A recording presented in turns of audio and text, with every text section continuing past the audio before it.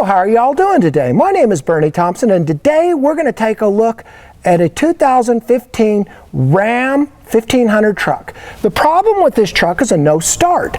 So you can put the ignition key in and turn it, but nothing happens. We can get the dash lights to come on if we open the door with a lock switch, or my fob assembly will do that. Let's take a look at this truck and see what's wrong with it.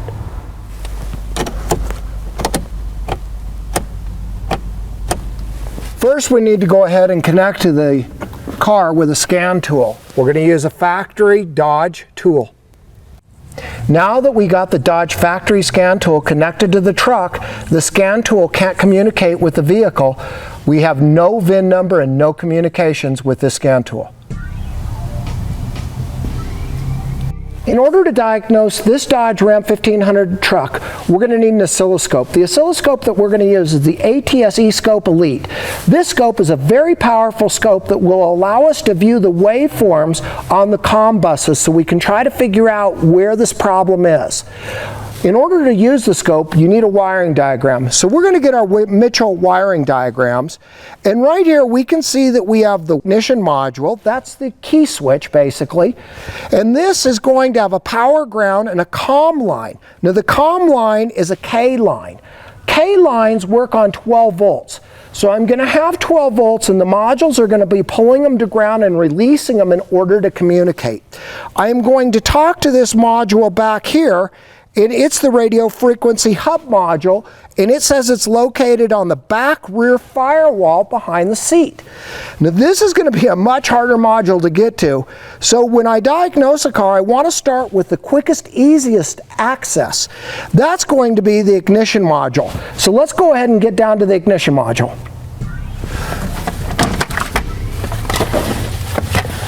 The first lead we're going to connect is the negative scope lead. The only appropriate place that we can place this is where we know the lowest point of potential on the vehicle is. That's the negative post of the battery. So I'm always going to go to the battery first. We're going to connect that. We're going to back probe the ignition switch. We're going to put the red in the power, the green in the ground, and the yellow is the white-green wire, which is our K line or our communication bus line. Let's take a look at the scope. Now that we have the scope connected, we need to look at the signals. We can see that the red has got power and we've got battery voltage, and we see our K line being high, but it's not being pulled low. There's no communications. The ground line is at ground, so that's good. What we want to do now is cycle the ignition module, and we can see that we do have pulses when we do that. So what we want to do is we want to go get into the measure and deep record, and we want to start the recording.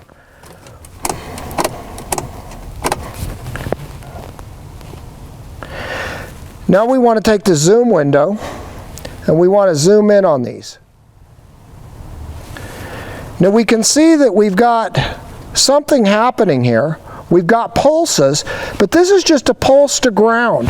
Guys, this isn't communications. Communications has to carry data packs off of the K line.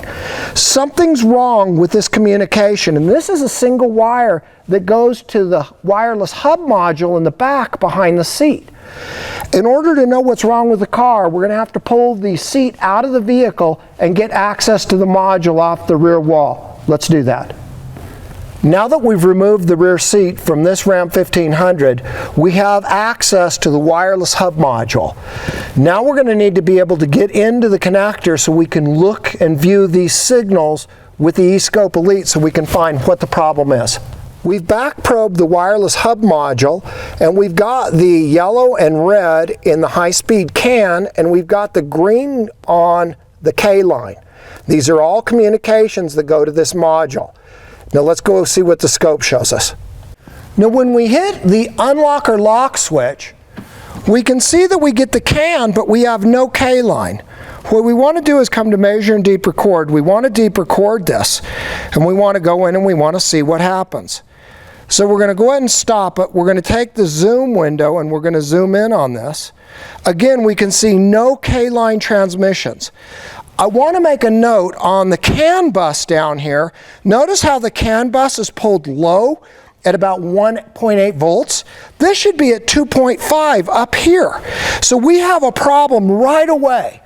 On some cars, when you see this, this is like the ignition switch is in accessory mode. If you go to accessory mode, I'll get a waveform like this where I got a low voltage being pulled up. On other cars, there's no accessory mode. In that case, we would have a power problem on one of the modules.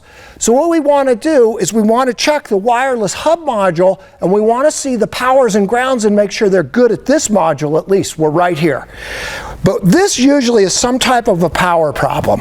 Again, notice how low the CAN bus is. The CAN bus should be at 2.5 being pulled up and down.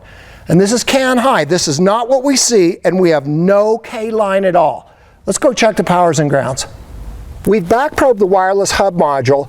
Red is power, green is ground, the yellow is still in the K line. We've got blue in a CAN bus. So let's take a look at the scope and see what we've got. Now that we're in the wires, we're going to take a look at this.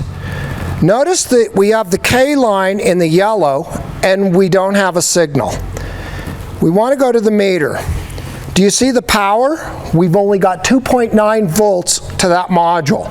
We have a good ground, and we almost have battery voltage on the K line. That's a good support for the K line, but we have no power.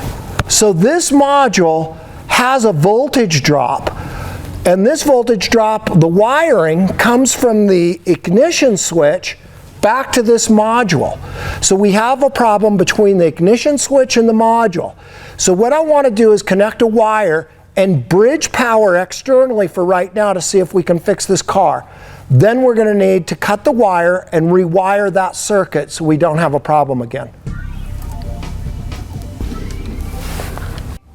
Now that we've bridged the ignition module to the wireless hub module in the rear of the car externally, we're powering the power source at the module. We can see this by supplying the 12 volts on the hub module. Now this module is going to function. Let's take a look at the comm lines. We want to go, and we can see that the yellow is the K line. Notice that it's at battery voltage being pulled down, and these brakes are data packs. We can also see that the CAN is now transmitting off of a 2.5 voltage. Let's go ahead and we'll record this.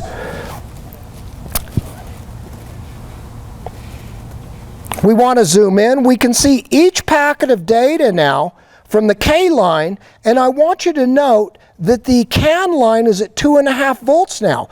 It's not like accessory mode where it's at 1.8 volts being pulled up. It's actually staying at it, and you can see that the waveform from the CAN is way easier to see now. Now we can see that that center line, or the bias, is not at a lower voltage like 1.8, it's at 2.5 being pulled up and down. This is correct. And now we have data packages on the K line. This vehicle is going to be repaired now. So what we're going to do is we're going to go see if this is going to start. Now that we've bridged the ignition module to the wireless hub in the rear externally, we saw that we powered it, and we know we have comm lines now. We have a dash that's functional, and the vehicle's going to start. This car was diagnosed properly, but to repair the vehicle, we're going to still need to take a wire and splice it in to the power wire that goes to the ignition, run it along the same harness back to the rear hub module. Now that will repair this vehicle to where it's ready to send out for your customer. In order to diagnose these hard problems quickly and accurately, your shop needs the ESCOPE Elite. It's going to make you money.